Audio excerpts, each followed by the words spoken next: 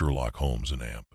The mirror that showed the past the man who feared his own reflection. It was during the late autumn of 1893, when the fog lay upon London like a great grey shroud, that I first heard mention of the extraordinary affair which I have chosen to record under the title The Mirror That Showed the Past. Though I have witnessed many strange occurrences in the company of my friend Mr. Sherlock Holmes, few cases ever stirred in me the same mixture of intellectual fascination and quiet dread as did this singular mystery. The morning in question began in a fashion entirely ordinary, yet, as is so often the case in life, it was the commonplace that stood only a moment away from the extraordinary. Our rooms at Baker Street were dimly illuminated by the weak winter sun filtering through the London haze. The coal fire crackled lazily in the hearth, casting warm light upon the familiar chaos that marked Holmes's private domain chemical apparatus upon the side table. Correspondence skewered upon the jackknife upon the mantel, and several newspapers scattered about the carpet like fallen leaves. Holmes himself was stretched upon the settee in his long gray dressing gown, his hawk-like profile turned toward the ceiling. Between his fingers he held a violin bow, which he occasionally tapped thoughtfully against the armrest. I had just completed my breakfast and was seated at the table with the morning paper when Holmes spoke without turning his head. "You have read the third column of the Standard, Watson?" I lowered the paper slightly. "I confess I have not yet reached it." "Ah," said he mildly, "then perhaps you will indulge me by reading it aloud." The request seemed trivial enough, yet I had long ago learned that Holmes rarely directed my attention toward anything without reason. I scanned the column and soon discovered the item in question. "Mysterious death in Kensington," I read aloud. "Mr. Percival Aldridge, a gentleman of independent means, was found dead in his study last evening under circumstances which have puzzled the authorities. The room was locked from the inside and no sign of violence has been discovered. According to servants, the deceased had recently complained of disturbances in his house, including what he described as strange reflections in an antique mirror recently acquired at auction." I paused. Holmes asked quietly, "It appears to be a curious case of sudden death." Holmes sat up slightly. "Does it indeed?" I read the final lines. "Doctors have suggested that heart failure may be the cause. However, neighbors report that the deceased had spoken repeatedly of seeing figures in the mirror which he claimed did not belong to the present." I lowered the paper with a faint smile. Surely the poor fellow was suffering from nerves or imagination. Holmes gave a soft chuckle. "My dear Watson, if imagination were sufficient cause for death, London would be littered with corpses by morning." Before I could reply, footsteps sounded upon the stairs, followed by Mrs. Hudson's knock. "A gentleman to see you, Mr. Holmes." "Excellent," Holmes murmured. "Our morning grows more interesting." The visitor who entered a moment later was a tall and somewhat gaunt man of perhaps 40 years. His face was pale to the point of sickness, and his eyes darted about the room as though he feared pursuit. He removed his hat with trembling fingers. "Mr. Sherlock Holmes?" Holmes inclined his head. "You have the advantage of me, sir." "My name is Jonathan Aldridge," the man replied hoarsely. Holmes's eyes sharpened instantly. "The brother of the deceased gentleman mentioned in this morning's paper." The man started violently. "You have already heard?" Holmes gestured toward the newspaper. "London's tragedies rarely remain private for long." Mr. Aldridge sank heavily into the chair opposite Holmes. "I have come because the police do not understand what has happened." Holmes steepled his finger. "Few men ever accuse the police of understanding anything." The man leaned forward. "My brother did not die of heart failure." "Oh?" "He was terrified before his death, utterly terrified." Holmes's expression did not change. "Of what?" The man hesitated. "Of a mirror." I confess I could not suppress a slight cough of disbelief, yet Holmes remained entirely composed. "Pray continue." "My brother purchased an antique mirror 3 weeks ago," Aldridge said. "It came from a private estate sale in Surrey. At first he treated it as a curiosity, but within days he began speaking of strange reflections." "What sort of reflections?" Holmes asked. The man swallowed. "He claimed that when he looked into it, he saw events that had already happened in that very room." I exchanged a glance with Holmes. "A form of hallucination, perhaps," I suggested. Aldridge shook his head violently. "No, that is what I thought at first. But 2 nights ago he wrote to me in the greatest distress. He said the mirror showed him something terrible." Holmes leaned forward slightly. "And what was that?" The man's voice dropped to a whisper. "He said he saw his own death." A silence followed this statement. Even Holmes's keen eyes seemed momentarily thoughtful. "When exactly did your brother die?" Holmes asked at last. "Last night. The servant found him collapsed before the mirror." "Was the mirror broken?" "No, not touched." The man hesitated. "I do not know." Holmes rose and paced slowly across the room. This mirror, where is it now? In my brother's study. The police have sealed the room. Holmes smiled faintly. Scotland Yard rarely appreciates the subtleties of the supernatural. Then you will take the case? Holmes stopped pacing. That depends. On what? On whether the explanation proves to be human. The man stared at him. You believe someone murdered my brother?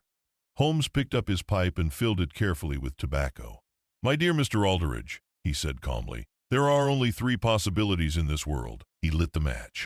A puff of smoke drifted upward. Suicide. Another pause. Or murder. The visitor leaned forward desperately. And the mirror? Holmes's thin smile returned. Mirrors, said he, reflect only what stands before them. He turned toward me. Come, Watson. We shall pay a visit to Kensington. I rose immediately, sensing the familiar thrill that accompanies the beginning of one of Holmes's investigations. Yet as we descended the stairs of Baker Street and stepped into the fog-laden streets of London, I could not shake the curious words of our visitor, a mirror that showed the past. Holmes himself seemed unusually thoughtful as our hansom cab rattled westward through the gray morning. At last I spoke. You cannot truly believe in such a thing, Holmes, he smiled faintly. My dear Watson, I believe only in evidence. And yet, Holmes gazed through the cab window at the ghostly shapes of gas lamps emerging from the mist. And yet, said he softly, it is sometimes remarkable what evidence a mirror may reveal. I did not then realize how profoundly true those words would prove, for before this strange case reached its conclusion, that silent mirror would expose secrets buried for 20 years, and reveal a crime so ingenious that even the brilliant mind of Sherlock Holmes required every ounce of its formidable power to unravel it. And thus began the singular affair of the mirror that showed the past. A deduction before breakfast, if the opening of this curious affair possessed any unusual air of dread, the morning that followed presented itself, at least at first glance, in the most commonplace manner imaginable. Yet those who have followed the career of Mr. Sherlock Holmes will know that beneath the quiet surface of our Baker Street existence, there often lay the beginnings of the most remarkable adventures.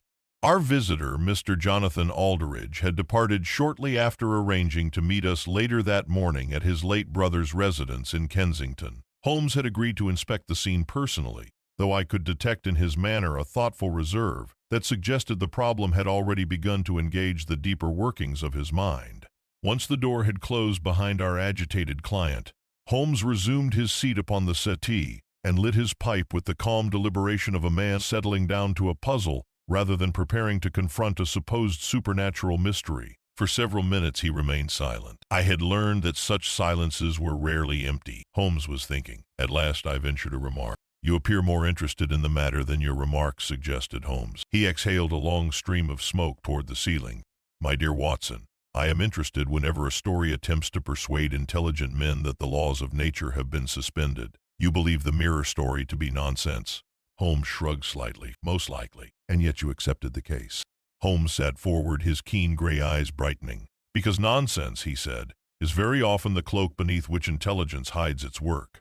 I confess I was still struggling to see how a mirror could possibly play any role in a rational crime. Holmes, however, seemed quite content to leave the question suspended while he reached for the Morning Post. Among the small collection of envelopes was a thick folded note addressed in a hurried hand.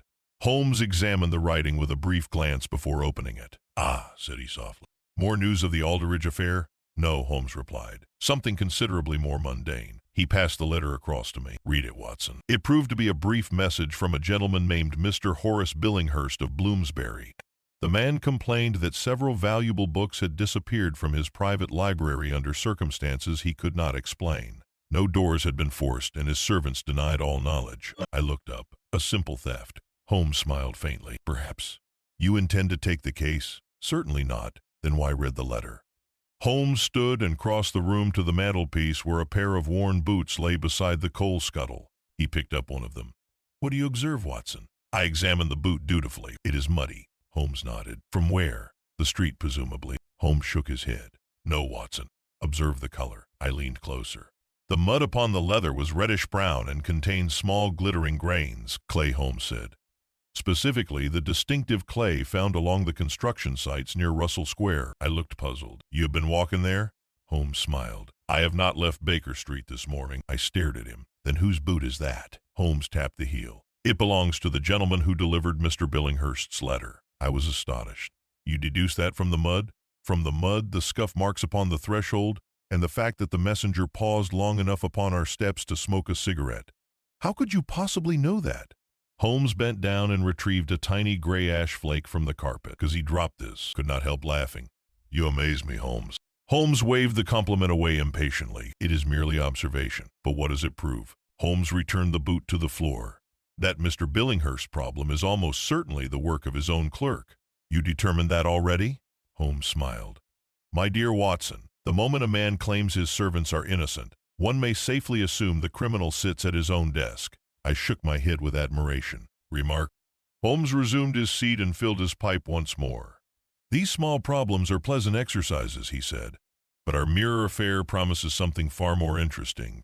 You truly believe the death of Mr. Percival Aldrich may involve foul play? Holmes leaned back and closed his eyes briefly. I believe, said he slowly, that the human imagination is rarely inventive enough to produce a lie without revealing the truth somewhere within it. You mean the mirror story? Precisely. But surely a dying man could imagine anything. Holmes opened one eye. Perhaps. Yet Mr. Aldrich did not merely claim to see ghosts. What then? He claimed to see the past. Considered this. Holmes's voice grew thoughtful, which raises a far more interesting question, and that is, why would a man invent such a specific falsehood? Before I could reply, Holmes sprang suddenly to his feet. Come, Watson, our cab awaits. The streets of London were thick with fog as we stepped outside. The familiar shapes of hansom cabs and pedestrians drifted like shadows through the gray air. We soon found ourselves seated within a cab bound for Kensington. Holmes remained unusually silent during the journey, his long fingers steepled beneath his chin. At last I spoke. You suspect someone frightened Mr. Aldrich into believing the mirror was supernatural. Holmes nodded slightly. A reasonable possibility. And the shock killed him? Holmes did not answer immediately. Instead, he reached into his pocket and removed the newspaper clipping once more. You noticed something peculiar in the report? I cannot say that I did. Holmes handed it to me. Read the third sentence again. I complied. The room was locked from the inside. Well. Holmes smiled faintly. That, Watson, is the sentence which makes the entire matter interesting. Why? Holmes leaned back as the cab wheels rattled over the cobblestones. Because locked rooms, said he calmly, are the favorite invention of murderers. The cab turned onto a quieter street lined with tall Kensington houses. Holmes glanced through the window. We have arrived. Before us stood a tall Georgian residence with darkened windows and a narrow iron gate. Upon the steps waited Mr. Jonathan Aldrich, pale and anxious as before. He hurried forward as our cab stopped. Mr. Holmes, thank heaven you have come. Holmes stepped down and surveyed the house with one sweeping glance. Tell me, said he quietly, has anyone entered your brother's study since his death? No. The police sealed it last night. Excellent, daxcellent. Holmes's smile was thin. My dear sir, nothing pleases me more than a crime scene preserved exactly as the criminal left it. We followed our client inside. The house was heavy with the stillness that seems to settle upon any dwelling touched by sudden death. As we moved down the corridor toward the study door, I felt a strange chill which I could not entirely explain. Perhaps it was only the thought of the dead man's final terror. Or perhaps it was the knowledge that beyond that door stood the object at the center of the mystery. Holmes paused before the locked door. Mr. Aldrich, said he quietly, before we enter, I must ask one question. Anything. Holmes's eyes gleamed. Did your brother truly believe the mirror showed him the past? The man hesitated. Yes, he was convinced of it. Holmes nodded slowly. Good. Holmes placed his hand upon the door handle, because if that belief was false, he opened the door. Then someone worked very hard to make him believe it. And with that, we stepped into the dead man's study. I saw the mirror immediately. It stood upon the far wall, tall and dark, its surface gleaming faintly in the dim morning light. Even from across the room, it seemed strangely imposing. Holmes stopped walking. His eyes had already begun to move rapidly across the room, absorbing every detail with that extraordinary precision which so often preceded one of his brilliant deductions. Yet what struck me most was not the room itself. It was Holmes's expression. For the first time since we had begun the case, I saw something unusual in his face.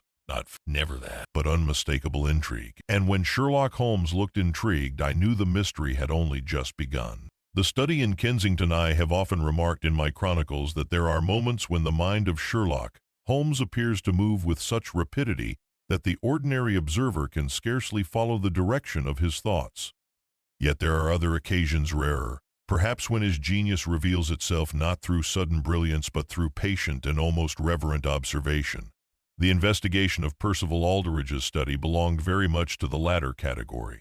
The room into which we stepped was large, somber, and richly furnished in the fashion favored by gentlemen of considerable means. Dark walnut shelves lined two of the walls, filled with books of history, law, and travel. Heavy crimson curtains were drawn halfway across the tall windows, allowing only a muted gray light to filter through the London fog outside. At the center stood a broad writing desk covered with papers and ledgers. Yet it was not the desk that commanded attention. It was the mirror. The object rose nearly 7 feet high and was framed in elaborately carved oak darkened with age. Its design was intricate, featuring twisting vines and curious floral motifs that suggested craftsmanship of considerable antiquity. Holmes approached it slowly. "Well, Watson," said he at last, "here is the instrument of our ghost." I stepped closer. The glass itself was unusually clear for something supposedly old. It reflected the dim room with startling sharpness, capturing every movement in quiet silence. Holmes tilted his head slightly as he examined the frame. "Interesting, what do you see?" "The work appears continental, possibly French or Flemish. You can determine that from the carving?" Holmes traced one of the wooden patterns lightly with his finger. "The style resembles the late 17th century. Mr. Aldridge spoke from behind us. "My brother believed it to be from a noble estate in Belgium." Holmes turned. "Where precisely did he purchase it?" "At an auction house in Surrey. It had belonged to a recently deceased collector." "Do you recall his name?" "Sir Alister Marrow." Holmes repeated the name softly. His eyes returned to the mirror. "I should very much like to examine the provenance of this piece." I confess I was becoming increasingly impatient with what seemed an excessive interest in a decorative object when the real matter at hand concerned a mysterious death. "Holmes," I said, "should we not first determine how Mr. Aldridge died?" Holmes glanced toward the floor. "My dear Watson, I believe we already possess the answer to that question." He pointed. At the base of the mirror, partially obscured by the desk chair, lay a dark stain upon the carpet. Mr. Aldridge shuddered. "That is where he fell." Holmes crouched down beside the mark. Indeed. He examined the carpet fibers carefully before rising once more. "No blood." "Because he was not injured," said our client. "The doctor said it was heart failure." Holmes nodded slowly. "Yes, heart failure." His gaze drifted around the room. "Tell me, Mr. Aldridge, where exactly was your brother standing when the servant discovered him?" "Here." He indicated a spot directly before the mirror. Holmes stepped into that position. For a moment he simply stood there, gazing into the glass. I watched him curiously. The mirror reflected Holmes's tall, angular figure with uncanny precision. Behind him the dim study stretched into shadow. Holmes leaned closer. What is it?" "Nothing yet." He began pacing slowly around the room. "Watson, kindly observe the windows." I examined them. Both were firmly closed and latched. No sign of forced entry. Holmes nodded. "The door was locked from the inside, I believe." Mr. Aldridge answered. "Yes, the servant had to force it open." Holmes's eyes brightened slightly. "A classic sealed room. You believe someone murdered him despite that?" Holmes did not answer immediately. Instead, he examined the writing desk. The surface was covered with correspondence, neatly arranged stacks of documents, and a small silver inkstand. Holmes picked up a sheet of paper. "Your brother appears to have been a meticulous man." "Very much so," said Aldridge. Holmes sifted through the papers with swift, precise movements. Then suddenly he paused. Holmes held up a folded letter. He read it silently. After a moment he handed it to me. It proved to be a note written in hurried handwriting. "I can no longer deny what I see. The mirror reveals events that have already happened in this room. Tonight it showed me something dreadful. If I am correct, I may soon be a dead man." The note was signed Percival Aldridge. I looked up slowly. Good heavens. Mr. Aldridge covered his face. You see, he knew something terrible was coming. Holmes's eyes, however, had narrowed thoughtfully. "When was this written?" "Yesterday afternoon," said our client. Holmes folded the letter carefully, and yet he did nothing. "What do you mean?" "If a man believes he will soon be murdered, Watson, he usually takes precautions." "That is true." Holmes tapped the letter against his finger. Yet Mr. Aldridge remained alone in this room. Perhaps he believed the danger unavoidable. Holmes smiled faintly. Or perhaps he misunderstood what he saw. His gaze returned once more to the mirror. "Tell me," said he quietly to our client, "did your brother describe the visions in detail?" "Yes." "And what precisely did he claim to see?" Mr. Aldridge hesitated before answering. "He said the mirror sometimes reflected the room as it had looked years before." Holmes's eyes sharpened. "Years before?" "Yes. Furniture that had been moved, objects no longer present." I felt a chill run through me. "That is impossible." Holmes said nothing. Mr. Aldridge continued nervously. "And once he claimed to see two men arguing in the room." Holmes turned quickly. 2 men? Yes. Did he recognize them? The man swallowed. He believed one of them was himself. And the other? Mr. Aldridge's voice dropped. He did not know. Holmes was silent for several seconds. Then he walked slowly back to the mirror. Fast, I could restrain myself no longer. Holmes, surely you do not give credence to such nonsense? Holmes smiled slightly. My dear Watson, I never give credence to nonsense. Then why the interest? Holmes leaned close to the mirror frame once more. Because nonsense, he said quietly, is very often built upon a foundation of truth. He pointed to the woodwork. Observe this mark. I bent closer. There was indeed a faint scratch along the lower edge of the frame, perhaps from moving the mirror, I suggested. Holmes shook his head. He ran his finger across it. From opening. Holmes straightened. I stared at him. Mirrors do not open. Holmes's lips curved faintly. Most do not. Before I could question him further, a loud voice sounded from the doorway. Well now, and who might you gentlemen be? A thick-set man with heavy whiskers stood there accompanied by a uniformed constable. I recognized the figure immediately, Inspector Lestrade of Scotland Yard. He looked from Holmes to myself with evident irritation. Well, well, said he, if it isn't Mr. Sherlock Holmes. Holmes inclined his head politely. Inspector. Lestrade folded his arms. I might have guessed you'd appear the moment there was a whiff of mystery. Holmes smiled. And I might have guessed Scotland Yard would declare the matter solved before examining the evidence. Lestrade snorted. There's no mystery here. The doctor says heart failure. Does he indeed? Yes. Holmes gestured toward the mirror. And the victim's fears, imagination. Holmes said nothing. Lestrade glanced at the room dismissively. Case closed as far as I'm concerned. He turned toward the door. But you're welcome to amuse yourself here, Mr. Holmes. Holmes's eyes glittered faintly. Oh, I intend to. Lestrade paused. Just don't go filling the family's heads with ghost stories. Holmes waited until the inspector had left before speaking again. Well, Watson, you believe Lestrade is mistaken? Holmes's gaze rested upon the mirror once more. I believe, said he quietly, that this mirror has already witnessed a crime. I frowned. You mean the death of Percival Aldridge?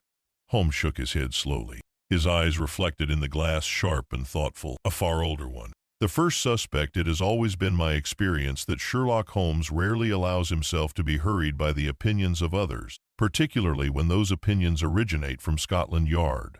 The departure of Inspector Lestrade left the study once more in silence, broken only by the faint ticking of a clock somewhere in the corridor. Holmes stood motionless before the mirror. To the casual observer he might have appeared merely thoughtful, yet I had watched him too long not to recognize the subtle signs of intense mental activity. His fingers moved lightly along the carved frame while his eyes traveled across the room in rapid, almost invisible calculations. Mr. Jonathan Aldridge watched him anxiously. You believe my brother was murdered, Mr. Holmes? Holmes did not answer immediately. Instead, he turned away from the mirror and examined the rest of the study with renewed interest. Your brother lived alone? Yes. No family? None. Only myself. Holmes nodded. And the servants, a housekeeper, a cook, and 1 footman. Holmes paused at the writing desk. How long have they been employed here? Years, Dodd trusted? Entirely. Holmes smiled faintly. My dear sir, no word in the English language has ever misled more investigations than that one. The man shifted uneasily. You think one of them harmed him? Holmes shrugged lightly. It is always wise to consider those nearest the victim first. I could see that the suggestion troubled our client deeply. My brother was very fond of his staff. Holmes lifted a paperweight from the desk and examined it idly. Fondness, said he, has never yet prevented murder. Before the conversation could proceed further, the door opened quietly and a thin elderly woman entered the study. Her black dress and rigid posture immediately marked her as the housekeeper. I beg your pardon, sir, she said to Mr. Aldridge, but Inspector Lestrade asked me to inform you that he will be questioning the servants downstairs. Holmes turned to her at once. Mrs. Dalloway, sir. Holmes inclined his head politely. You discovered the body, I believe. The woman nodded solemnly. Yes, sir. Holmes gestured gently toward a chair. Perhaps you would be kind enough to describe precisely what occurred. Mrs. Dalloway folded her hands nervously. It was shortly after 8 o'clock in the evening, sir. Mr. Aldridge had gone into his study after dinner, as was his custom. And then? I heard a noise upstairs. What kind of noise? Like a chair falling. Holmes's eyes flickered briefly toward the overturned chair near the mirror. Continue. I went to the study door and knocked, but there was no answer. When I tried the handle, I found it locked, and the key inside. Holmes nodded. So you summoned assistance? Yes. The footman forced the door. And Mr. Aldridge? Mrs. Dalloway swallowed. He was lying on the floor before the mirror. Alive? No, sir. Holmes's gaze sharpened slightly. Tell me, had your master spoken recently about the mirror? The woman looked uncomfortable. He had been uneasy about it. In what way? He said it showed him things. What things? Mrs. Dalloway hesitated before replying. He once told me he saw a man standing behind him in the reflection. I felt a faint chill. But when he turned, she continued, the room was empty. Holmes remained calm. Did you ever see anything unusual yourself? No, sir. Holmes studied her carefully for several seconds before speaking again. Where is the footman now? In the servants' hall. Holmes nodded. Thank you, Mrs. Dalloway. The woman rose and left the room quietly. Holmes turned immediately toward me. Well, Watson, what do you think? Holmes walked slowly toward the window. Our first useful testimony, you believe her? Holmes glanced over his shoulder. I believe she told us exactly what she believes to be true. That is not the same thing, quite so. Holmes opened the curtain slightly and peered out at the fog-filled street. The interesting point, said he, is the sound she heard. The falling chair? Yes. I looked toward the chair beside the mirror. That would be consistent with Mr. Aldridge collapsing. Holmes nodded. Precisely. And yet, Holmes turned back toward the mirror. And yet the chair is not where one would expect it to be. I frowned. What do you mean? Holmes walked over and indicated the position of the chair. If a man collapses suddenly while standing here, Watson, the chair should have fallen backward. Instead, Holmes nudged it slightly with his foot. It lies sideways. That could happen in a fall. Holmes smiled faintly. Perhaps. His attention then shifted suddenly to the writing desk once more. He began examining the drawers with quick, practiced movements. What are you searching for? After a moment, he opened a small drawer near the bottom. Inside lay several sealed envelopes and a leather-bound notebook. Holmes opened the notebook. Financial records. Anything suspicious? Holmes flipped through the pages. Quite the opposite. How so? Our late Mr. Aldridge appears to have been a very wealthy man. Mr. Jonathan Aldridge cleared his throat quietly. My brother invested wisely. Holmes looked up. And you, Mr. Aldridge? I beg your pardon? Holmes closed the notebook slowly. Your financial situation. The man looked slightly offended. I manage quite well. Holmes's gaze was calm but penetrating. You do not share your brother's fortune? No, nor inherit it. The man hesitated. I am the sole beneficiary. I watched Holmes carefully. The implication hung in the air like a silent accusation. You think I murdered my own brother? The man exclaimed. Holmes raised a hand. Think nothing yet. But you suspect me. Holmes smiled faintly. My dear sir, when a man dies under mysterious circumstances, one must always consider those who profit from his death. The man sank into a chair, clearly shaken. I love my brother. I do not doubt it. Holmes spoke gently, yet his eyes remained sharp. Nevertheless, you stand to inherit his entire estate. Before the man could respond, footsteps approached once more. Inspector Lestrade returned, looking decidedly pleased with himself. Well, Mr. Holmes, he said cheerfully, I believe we've found our answer. Holmes arched an eyebrow. Already? Lestrade nodded. Holmes remained expressionless. Indeed, yes. Nervous fellow. Could barely answer my questions. That hardly constitutes murder. Lestrade folded his arms smugly. He admitted arguing with the deceased yesterday. Holmes tilted his head slightly. Over what? The mirror. Holmes's eyes gleamed faintly. How interesting. Lestrade continued triumphantly. The servant claims Mr. Aldridge accused him of moving it. And did he? No. Then what was the argument about? Lestrade grinned. The servant says the mirror frightened him. Holmes's smile grew thin. And you believe this proves guilt? Of course. He panicked when the master confronted him. Holmes said nothing for several seconds. Then he chuckled softly. My dear Lestrade, what? You have indeed found our first suspect. Lestrade nodded proudly. Exactly. Holmes's eyes drifted toward the mirror once more. But unfortunately, he added quietly, you have also found the wrong one. Lestrade frowned. And what makes you so certain of that? Holmes pointed slowly toward the tall mirror. Because the true criminal, said he calmly, has been standing in this room all along. Lestrade looked around irritably. What are you talking about? Holmes smiled faintly. The mirror itself. Lestrade stared at him. Have you taken leave of your senses, Holmes? Holmes's eyes glimmered with quiet amusement. Not at all. He tapped the wooden frame lightly. But I suspect, he continued, that someone has gone to very great lengths to make this object appear supernatural. I felt my curiosity growing rapidly.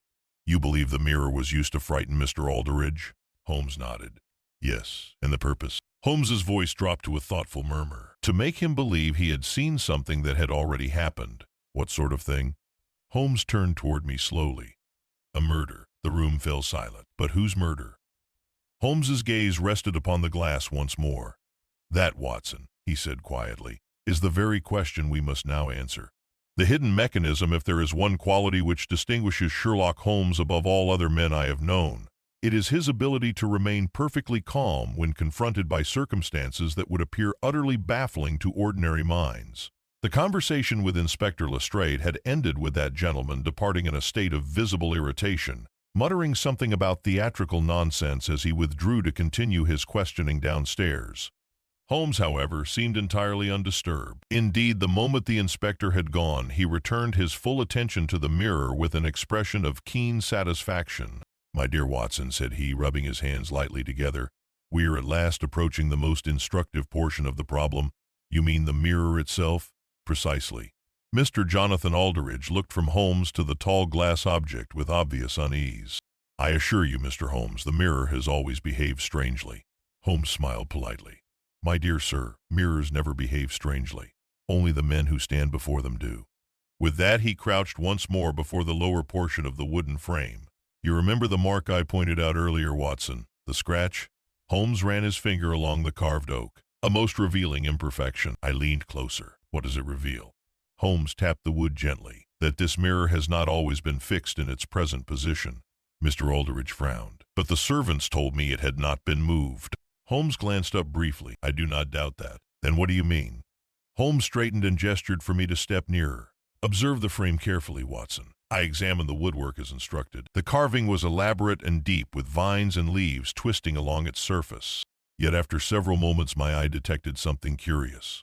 Near the right side of the frame the pattern seemed slightly misaligned. "Good heavens," I murmured.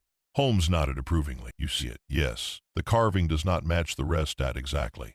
Holmes pressed his fingers lightly against the irregular section. There was a faint click. To my utter astonishment, the entire mirror shifted slightly within its frame. Step. The mirror had moved forward by nearly an inch. Holmes's eyes gleamed, as I suspected. Mr. Aldridge stared in disbelief. I had no idea. Holmes pulled gently at the frame. With a soft creaking sound, the mirror swung outward like a door. Behind it lay darkness. For a moment, none of us spoke. Then Holmes reached into his pocket and produced a small lantern which he carried for precisely such situations. The beam of light revealed a narrow recess within the wall. "A hidden compartment," I said. Holmes nodded, or more precisely a concealed passage. The opening was scarcely wider than a man's shoulders, yet it extended backward into the wall for several feet before turning sharply out of sight. Holmes examined the edges carefully. "Interesting, very interesting." "What does it mean?" asked Mr. Aldridge. Holmes turned toward him. "It means, my dear sir, that someone could stand within this passage and observe the room through the mirror." I felt a sudden thrill of understanding. "The glass." Holmes smiled. "Precisely, Watson." He tapped the surface. "This is not an ordinary mirror." I looked closer. The glass was indeed unusually thin. "Is it transparent?" "Partially." Holmes held the lantern behind the mirror. From where I stood, the glass now appeared faintly translucent. "A two-way mirror," Holmes explained. "The person inside the passage could see into the room?" "Yes. But the man in the room would see only his reflection." Holmes nodded. "Unless the lighting conditions were carefully manipulated." I felt my excitement growing. "You mean someone could create illusions?" Holmes's thin smile widened slightly. "My dear Watson, illusions are the favorite tools of clever criminals." Mr. Aldridge looked horrified. "Are you saying someone hid behind the mirror to frighten my brother?" "That appears very likely, Dodd, but how?" Holmes stepped into the narrow opening and shone the lantern along the passage. It extended perhaps 10 feet before ending at a small wooden panel. Holmes examined it briefly. "Ah, what is it?" He pushed lightly. The panel swung open. Beyond it lay a narrow service corridor. Holmes stepped back into the study. "You see, Watson, a perfect arrangement. I considered the implications. Someone could enter through the corridor, hide behind the mirror, and create reflections or shadows." Holmes nodded approvingly. "Excellent, but why?" Holmes folded his arms. "That is the true question." Mr. Aldridge ran a trembling hand across his forehead. "My brother said he saw events from the past." Holmes's eyes sharpened slightly. "Yes, but how could anyone create such an illusion?" Holmes considered the mirror thoughtfully. "Light," said he. "Light and reflection." He gestured toward the room. "Suppose, Watson, that a man stood within the passage holding a lantern and certain objects." "What sort of objects?" Holmes picked up a paperweight from the desk. "For example, this." He held it behind the glass. From the study side, the object appeared faintly within the mirror's reflection. "Good heavens," I whispered. "Exactly." Holmes placed the paperweight down again. "With careful positioning, one could project shapes, movements, even figures into the reflection, like ghosts." Holmes smiled faintly. "Yes, Ghosts of the past. Mr. Aldridge sank into a chair. Then my brother was deliberately deceived. Holmes nodded. Almost certainly. But for what purpose? Holmes's expression grew thoughtful once more. To make him believe he had witnessed something that truly happened long ago. And that something, I said slowly, was a murder. Holmes's gaze rested upon the mirror again. The room seemed suddenly colder. Holmes, I said quietly, if this device was used recently, then someone must have known about the hidden passage. Holmes nodded. Precisely. Who could that be? Holmes turned toward our client. Mr. Aldridge, how long had your brother lived in this house? Nearly 20 years. Holmes raised an eyebrow. Then the passage may have existed long before the mirror arrived. Meaning? Holmes walked slowly across the room. It is possible that someone connected with the house's past knows of it. Mr. Aldridge frowned. But who? Holmes paused beside the desk. Perhaps someone who once worked here, or lived here, I suggested. Holmes nodded approvingly. A most reasonable hypothesis. Before we could pursue the matter further, a sudden sound reached us from the corridor. Footsteps. A moment later, Inspector Lestrade reappeared in the doorway.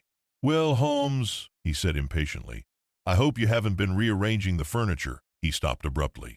His eyes widened as he saw the open mirror and the hidden passage behind it. What the devil?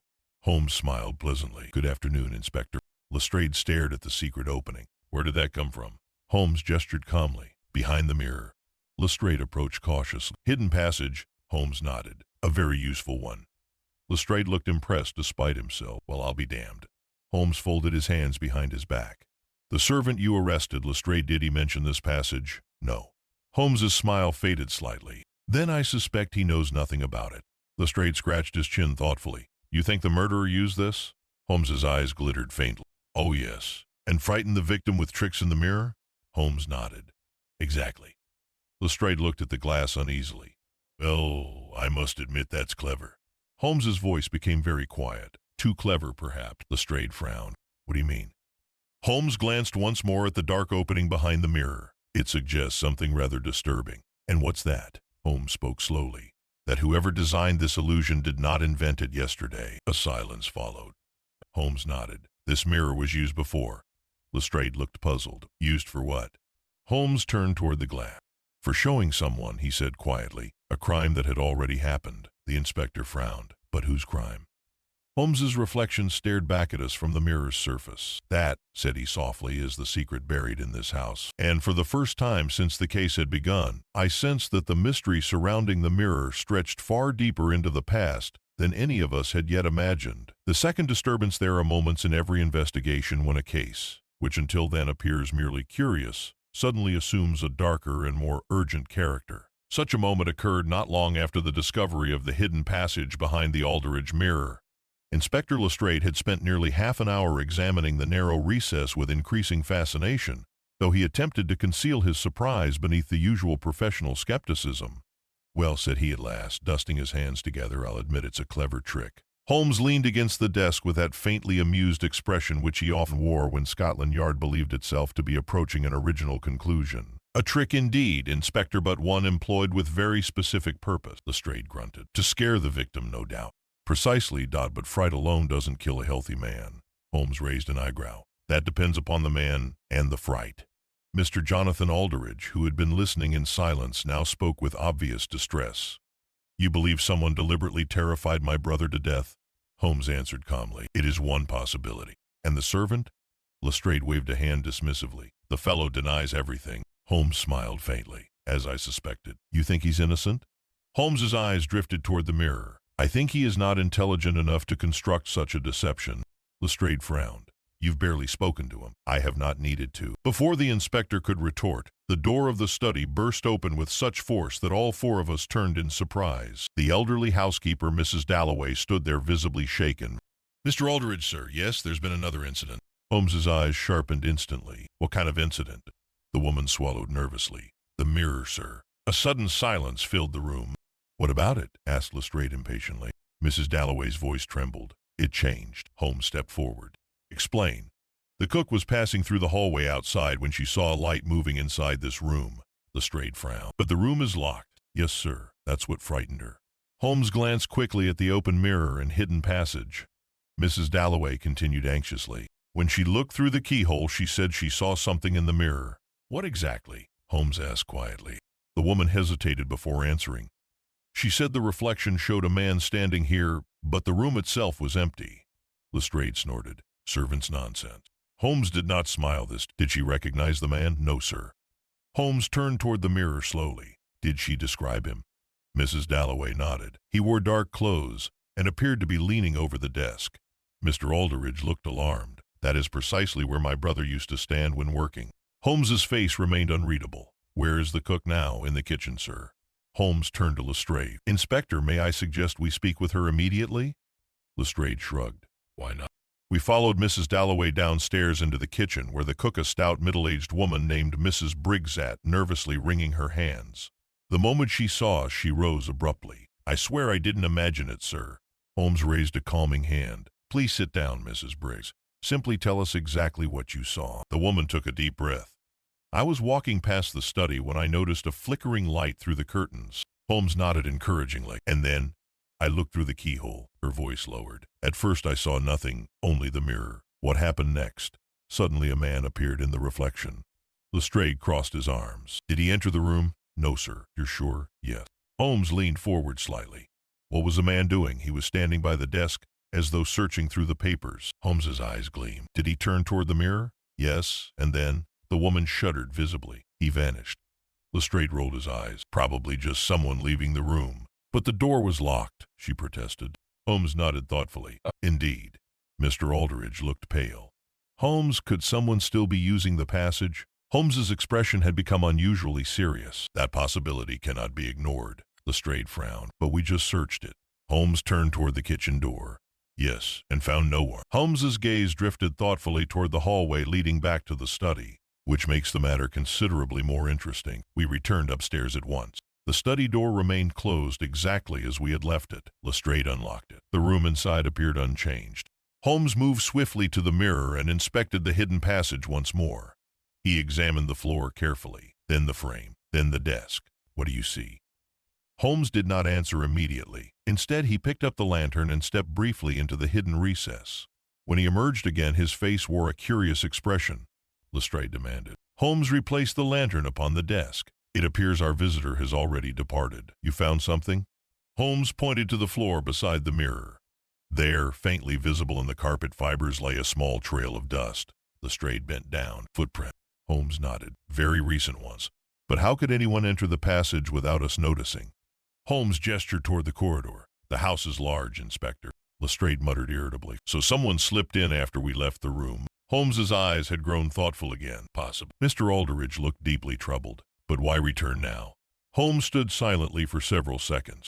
Then he spoke in a low voice. Because the mirror is not finished with its work. Lestrade scoffed. Oh, come now, Holmes. Holmes looked at him calmly. Inspector, our mysterious visitor just attempted to repeat the very illusion that terrified Percival Aldridge. A cold sensation passed through me. You mean he wanted someone else to see it? Holmes nodded. Exactly, and the purpose? Holmes glanced toward Mr. Aldridge. To frighten another member of the family. Our client stared at him in alarm. You mean? Holmes said nothing. Lestrade rubbed his chin thoughtfully. Well, if that's true, we'll catch the fellow soon enough. Holmes's eyes moved slowly across the room once more. Yes, but we must first understand one thing, and what's that? Holmes looked again into the silent mirror. What crime the mirror is trying to show us. I followed his gaze into the glass. For a brief moment I almost imagined I saw the dim shape of a man standing behind Holmes's reflection. Yet when I blinked, the image vanished. Holmes turned away suddenly. Come, Watson, where are we going? To the past, not the past. Holmes picked up his coat. If this mirror reveals events that have already happened in this room, he opened the study door. Then we must discover exactly what those events were. And with that we left the Aldridge house, unaware that the truth we were about to uncover would lead us into a crime buried nearly 20 years in the past and to a murderer far closer than any of us yet suspected. Shadows from 20 years past. It was late afternoon by the time Holmes and I found ourselves once more seated within a hansom cab, the fog of London growing thicker as the daylight faded into that peculiar gray twilight so common to the city in autumn. The events at the Aldridge house had clearly deepened the mystery rather than resolved it, and I could see by the thoughtful curve of Holmes's brow that his mind was already assembling the scattered pieces of the puzzle.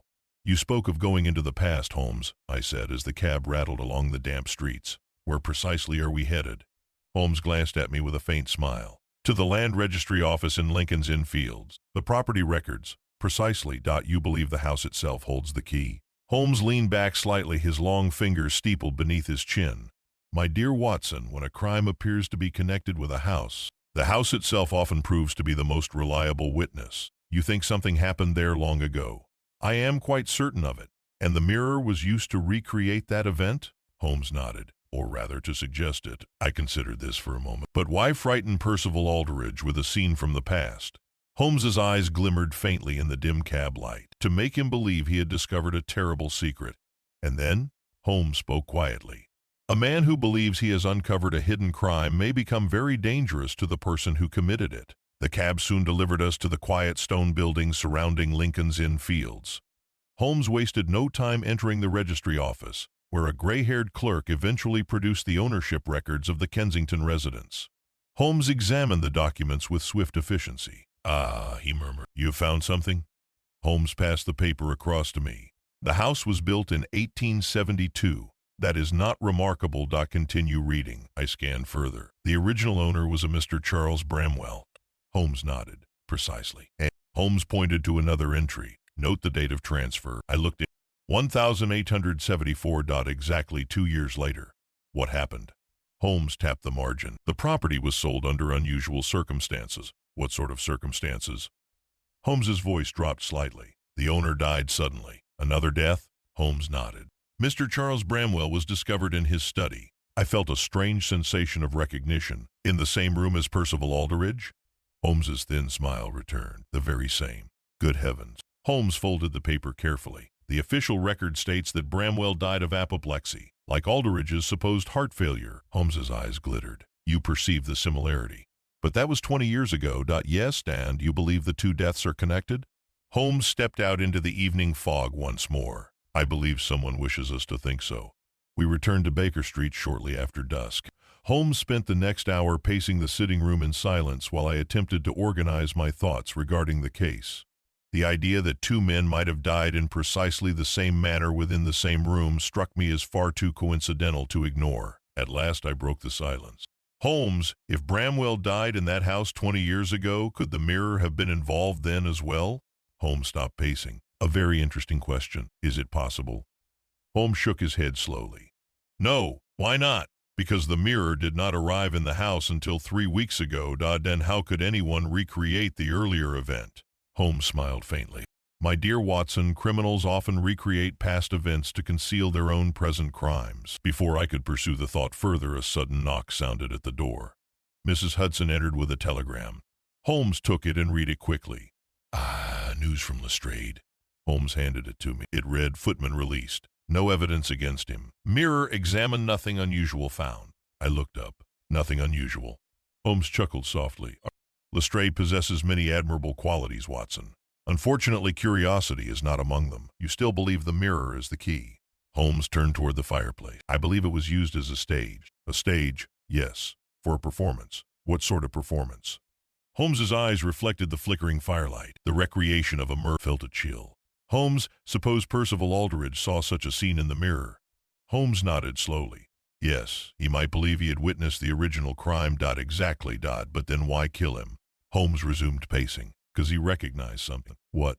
Holmes did not answer immediately. Instead, he stopped beside the window and stared out into the fog-covered street below. At present, said he quietly, that is the most dangerous question in the entire case. Dangerous? Holmes turned back toward me. Yes. Holmes's voice was calm but grave. Because whoever staged the illusion behind that mirror believed Percival Aldrich had discovered the truth. And if he did, Holmes nodded, then the murderer had no choice but to silence him. I sat back slowly. You truly believe this is murder? Holmes's eyes gleamed faintly. I believe it more strongly with every passing hour. Before I could speak again, another knock sounded at the door, this time far more urgent. Mrs. Hudson rushed in, visibly shaken. Mr. Holmes? Yes, Mrs. Hudson. There's a gentleman downstairs asking for you. Says it's a matter of life and death.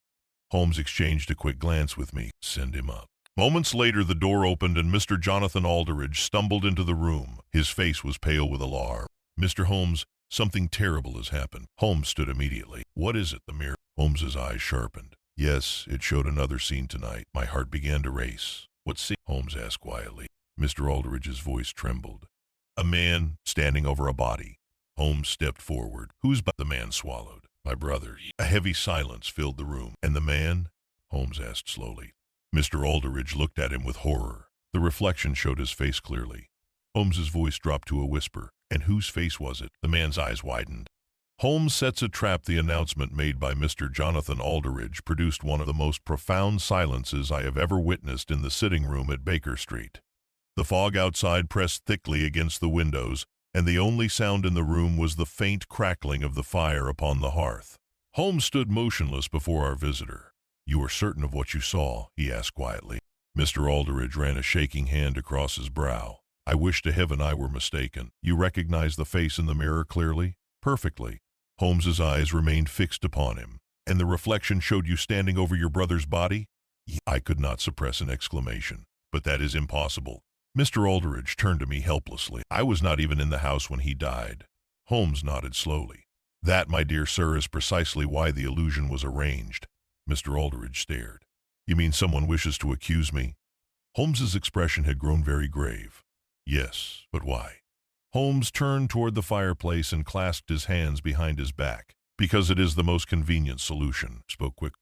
"Holmes, surely no one would believe such a trick." Holmes glanced at me. "My dear Watson, a frightened mind will believe almost anything, particularly when it confirms a hidden fear." Mr. Aldridge's voice trembled. "But I have never harmed my brother." Holmes looked at him calmly. "I believe you."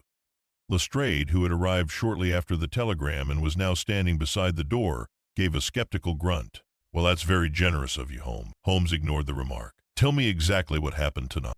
Mr. Aldridge gathered himself and began. "I returned to my brother's house after dinner. I wished to collect some documents from the study. And the mirror? It was exactly where we left it." Holmes nodded. "Go on." "I was standing at the desk when I noticed movement in the glass."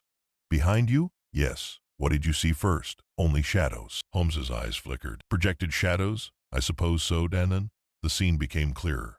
Mr. Aldridge's voice lowered. "I saw my brother lying on the floor, exactly where he died." Holmes said nothing. "And standing beside him yourself?" "Yes." A silence followed. Lestrade folded his arm. "Convenient story." Mr. Aldridge looked at him desperately. "Swear it's true." Holmes spoke at last. "Did the reflection move?" "Yes." "How?" The figure bent over the body as though examining it.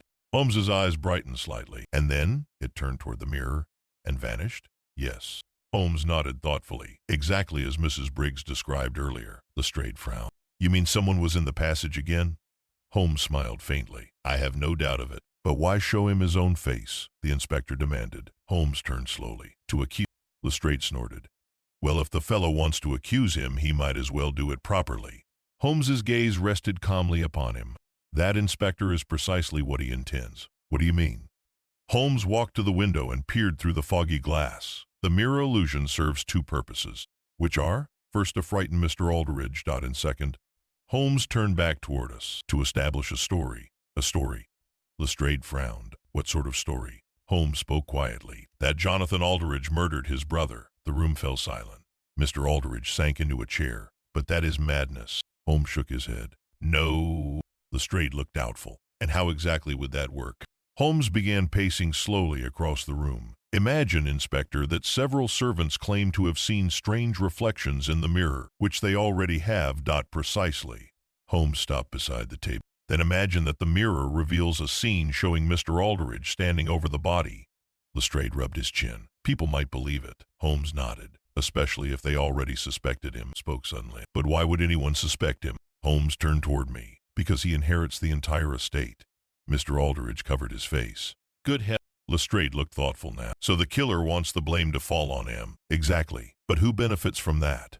Holmes smiled faintly. "That is the question which interests me most." He paused for several moments, deep in thought. Then suddenly he clapped his hands softly. "Of course." I leaned forward. "You have an idea?" Holmes's eyes gleamed. "Yes. What is it?" Holmes reached for his coat. "We must return to Kensington tonight." "Immediately." Lestrade frowned. Holmes smiled. "Because our mysterious illusionist believes he controls the mirror." "And you intend to prove otherwise?" Holmes nodded. "Exactly." Mr. Aldridge rose anxiously. "What should I do?" Holmes placed a reassuring hand upon his shoulder. "You will assist me in a small performance." "A performance?" "Yes." Holmes's smile grew slightly mischievous. My dear sir, if the mirror has been used as a stage, he picked up his hat. Then tonight we shall present a new play.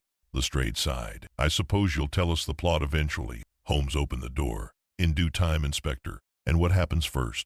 Holmes turned back with that familiar glimmer in his eyes, the look which always meant that he had begun to see the hidden pattern behind a mystery. First, said he quietly, we allow the murderer to believe his plan is working. And then? Holmes smiled thinly. Then we watch him return to finish the story. I felt the old thrill of anticipation as we descended the stairs of Baker Street once more. Holmes, I said as we stepped into the foggy night, you believe the criminal will use the mirror again? Holmes nodded. I am certain of it. And when he does, Holmes's voice was calm, he will reveal himself. Lestrade climbed into the waiting cab beside us. Well, he muttered, I hope your theatrical scheme works. Holmes gazed out into the mist-covered streets of London. Oh, it will, he said softly, because the man behind that mirror has already made one fatal mistake. I leaned closer. What mistake? Holmes's eyes shone faintly in the dim gaslight. He assumed, said he quietly, that I would believe the reflection. The man behind the glass. It was close upon 11 o'clock that night when our cab once more rolled to a stop before the somber residence in Kensington. The fog had thickened to such a degree that the gas lamps along the street glowed like pale yellow moons in a gray sea of mist. The house itself loomed dark and silent, its windows reflecting only the faint shimmer of the streetlights. Holmes stepped down first, his movements quiet and deliberate. Well, Watson, said he softly, the stage awaits us. Inspector Lestrade climbed from the cab with considerably less enthusiasm. I still say we ought to have brought half a dozen constables. Holmes smiled faintly. My dear Lestrade, a large audience would only frighten away our actor. Mr. Jonathan Aldridge followed us to the door, visibly nervous. You truly believe he will return tonight? Holmes nodded. I am almost certain of it. But why tonight? Holmes glanced toward the study window. Because the illusion he showed you earlier was incomplete. Incomplete. Holmes's eyes glimmered slightly. He revealed the supposed murderer, but not the act itself. Lestrade frowned. And that matters? Holmes answered calmly. To a careful mind, yes. We entered the house quietly. Mrs. Dalloway had already retired the servants to their quarters under Lestrade's earlier instructions. The corridors were therefore deserted, their long shadows broken only by the occasional flicker of candlelight. Holmes led us directly to the study. The door stood open exactly as we had left it. The mirror gleamed faintly upon the far wall. Holmes surveyed the room briefly before speaking. Mr. Aldridge, you will kindly sit at the desk. The man obeyed at once. And what shall we do? Lestrade asked. Holmes pointed toward the curtains. Inspector Watson, you will conceal yourselves there. Lestrade looked unimpressed. Hiding behind curtains, eh? Holmes smiled. It has served me well before. Within moments we had taken our positions. Holmes alone remained standing in the open. Holmes, I whispered, what are you doing? Holmes turned toward the mirror, inviting our guest. Before I could question him further, he walked calmly toward the glass and extinguished the lamp beside the desk. The study fell into deep shadow. Only the faint glow of the street lamps filtered through the curtains. Holmes stood perfectly still before the mirror. Several minutes passed. The silence grew almost unbearable. Then suddenly I heard it, a faint sound. Holmes did not move. The mirror shifted slightly within its frame. Very slowly the hidden door opened inward. From the dark recess behind it emerged a shadowy figure. The man moved cautiously, clearly believing himself unseen in the dim light. Holmes waited until he had stepped fully into the room. Then he spoke calmly. Good evening. The intruder froze. Do not move, Holmes continued. Lestrade and I sprang from our hiding place at once. The man attempted to retreat toward the mirror, but Lestrade seized him by the collar. Gotcha. The lantern was lit. For a moment I simply stared. The prisoner was a thin, sharp-faced man of perhaps 35 years, dressed in the dark coat of a household servant. Mr. Aldridge gasped. Good heavens, it's Harris. Lestrade frowned. The man's face had turned pale, yet his eyes still flickered with a strange defiance. Holmes regarded him quietly. So, Mr. Harris, we meet at last. The servant said nothing. Lestrade tightened his grip. Care to explain what you were doing behind that mirror? Still no answer. Holmes walked slowly toward the hidden passage and examined the interior with the lantern. I suspected as much. What do you mean? Lestrade asked. Holmes pointed toward the recess. You see these marks upon the wood? I leaned closer. They appeared to be small hooks and wires. Projection devices, Holmes explained, for casting shapes upon the mirror's surface. Lestrade whistled softly. So the fellow was making those ghostly reflections. Holmes nodded. Exactly. He turned toward Harris again. A remarkably clever illusion, I must admit. The man's lips tightened. I don't know what you're talking about. Holmes smiled faintly. You constructed the scenes that frightened Percival Aldrich. No. And tonight you attempted to show his brother the same spectacle. The man shook his head. Holmes sighed lightly. My dear Harris, denial at this stage is hardly productive. Lestrade shoved him toward the desk. Tell us the truth, or I'll have you at the yard before dawn. The servant's eyes darted briefly toward Mr. Aldrich. Holmes noticed the glance instantly. Holmes folded his arms. You see, Watson, our friend Harris has committed a small but significant error. Lestrade frowned. What error? Holmes spoke quietly. He is not the true author of the crime. Harris's head snapped up. Lestrade looked annoyed. Oh, come now, Holmes. Holmes shook his head. This man merely operated the machinery. Then who planned it? Holmes turned slowly toward Mr. Jonathan Aldrich. The room fell silent. My dear sir, Holmes said calmly, perhaps you would care to explain. Mr. Aldrich stared at him in astonishment. Explain what? Holmes's voice remained perfectly composed. Why you hired your own servant to frighten your brother? Lestrade blinked. You mean? Holmes nodded. Mr. Aldrich rose from his chair, his face flushed. This is absurd. Holmes continued gently. You instructed Harris to create the illusion of the past. That is a lie. Holmes's eyes gleamed. You hoped Percival Aldrich would believe he had witnessed the murder of Charles Bramwell 20 years ago. The man's hands trembled slightly. I know nothing about that. Holmes stepped closer. On the contrary, the silence in the room became suffocating. You know everything about it. Lestrade looked from one man to the other. Holmes, are you saying? Holmes nodded slowly. Yes, Inspector. Then he turned back toward Mr. Aldrich. You see, he continued quietly, your brother did indeed recognize something in the mirror. The man's face had grown very pale now. What are you talking about? Holmes's voice dropped to a whisper. He recognized the murderer. A long pause followed. Lestrade leaned forward. And who was that? Holmes's eyes never left Mr. Aldrich's face. The same man who killed him. The words hung in the air like the toll of a distant bell. Mr. Aldrich staggered slightly. That's madness. Holmes spoke softly. He gestured toward the mirror. It is simply the past, reflected. The truth in the reflection. For several seconds after Holmes delivered his astonishing accusation, no one in the room moved. The lamplight trembled faintly across the polished surface of the mirror, and in that wavering glow the reflection of every face seemed strangely distorted, like silent witnesses to a revelation none of us had yet fully grasped. Inspector Lestrade was the first to break the silence. Holmes, he said slowly, are you telling me that Mr. Jonathan Aldrich murdered his brother? Holmes did not immediately answer. Instead, he walked calmly toward the tall mirror and rested one hand upon its carved frame. My dear Lestrade, he said at last, I am telling you something far more interesting. Mr. Aldrich's voice trembled. You cannot possibly prove such a thing. Holmes glanced over his shoulder. On the contrary, the proof has been standing in this room from the very beginning. He tapped the glass lightly. The mirror. Lestrade frowned. Come now. Holmes raised a hand. Permit me to explain. He turned toward us all and began to speak with the quiet precision that always marked the moment when his extraordinary intellect unfolded the final logic of a case. The key to this mystery lies not in the supposed supernatural powers of the mirror, but in the events which occurred within this house 20 years ago. He paused briefly. In 1874, the original owner of this residence, Mr. Charles Bramwell, was discovered dead in this very study. Lestrade nodded. Apoplexy, according to the record. Holmes smiled faintly. Yes. The same convenient diagnosis later given to Percival Aldrich. Mr. Aldrich shifted uneasily. Holmes continued. What the records do not reveal is that Charles Bramwell possessed a substantial fortune, one which passed upon his death to a young relative living in this house at the time. Lestrade's eyes narrowed. Jonathan Aldrich. Holmes inclined his head.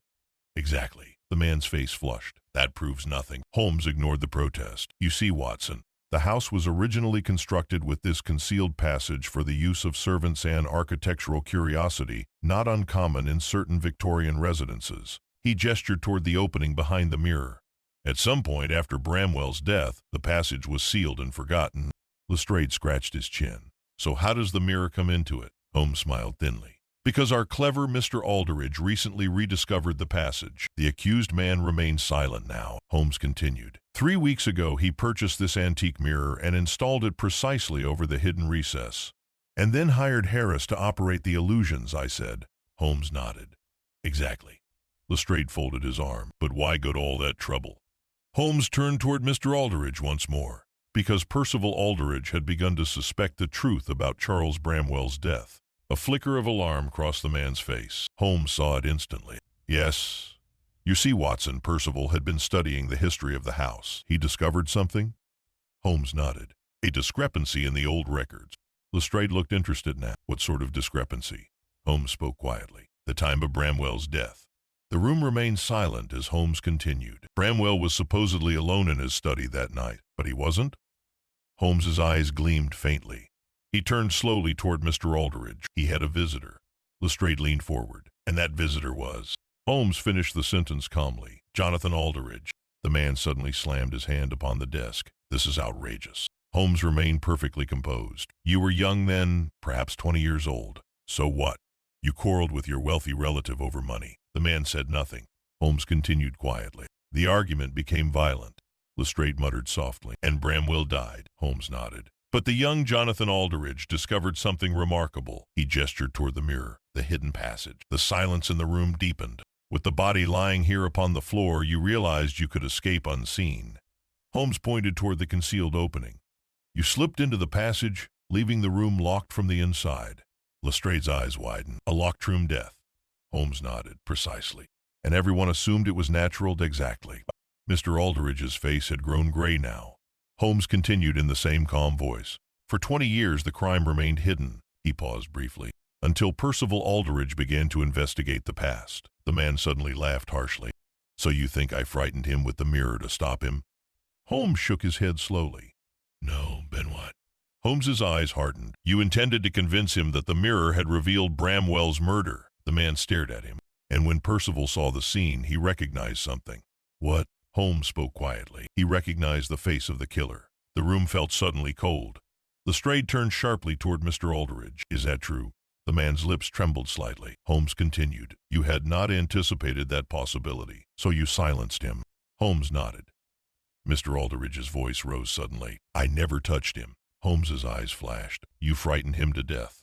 The accusation hung heavily in the air. Holmes gestured toward the mirror. You ordered Harris to stage the scene again and again until Percival believed the past itself was revealing the crime. Lestrade spoke quietly now, and the shock killed him. Holmes nodded. Exactly. Mr. Aldrich sank slowly back into the chair. His shoulders sagged. For a moment I thought he might deny the charge once more. Instead, he covered his face with his hands. You cannot prove it. Holmes reached into the hidden passage and produced a small object from the wooden ledge within, a lantern fitted with colored glass. Harris used this device to project the figures into the mirror. Lestrade took it. Holmes turned calmly toward the trembling servant. Harris will testify who ordered him to perform the trick. The servant lowered his head silently. Mr. Aldrich looked up slowly. His face had changed completely. The defiance was gone. You are a remarkable man, Mr. Holmes. Holmes inclined his head slightly. The man laughed bitterly. I thought the mirror was perfect. Holmes's eyes rested upon the glass. Mirrors rarely deceive the careful observer. Lestrade stepped forward. Well, Mr. Aldrich, I'm afraid you'll have to come with me. The man rose slowly. As the inspector placed a hand upon his arm, he looked once more toward the mirror. I only wanted to protect what was mine. Holmes said quietly, crime has a curious habit of returning to its author. The prisoner said nothing further. Within minutes, Lestrade had escorted him from the house. The study fell silent once more. I stood beside Holmes, gazing into the tall mirror which had caused so much terror and confusion. Well, Holmes, I said at last, the mystery is solved. Holmes looked thoughtfully at the glass. Almost. I frowned. What do you mean? Holmes tapped the wooden frame lightly. There remains one final question, and that is... Holmes smiled faintly.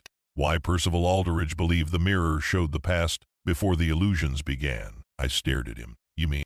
Holmes nodded slowly. Yes, Watson. His eyes glimmered faintly in the dim lamplight. That part of the story, he paused thoughtfully, was entirely genuine.